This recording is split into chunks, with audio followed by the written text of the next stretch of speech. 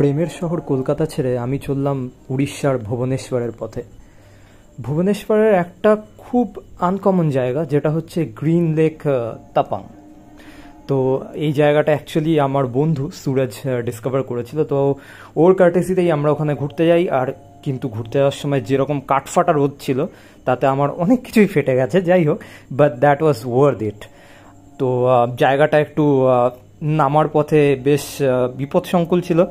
ঠিক জীবনে প্রেমে হোঁচট খাওয়ার মতোই আমি ওখানেও হোঁচট খেয়ে পড়তে যাচ্ছিলাম তাপাং লেকে নামার সময়। বাট সামহাউ আই ম্যানেজড ইট, আর আমি সাকসেসফুলি পৌঁছাই।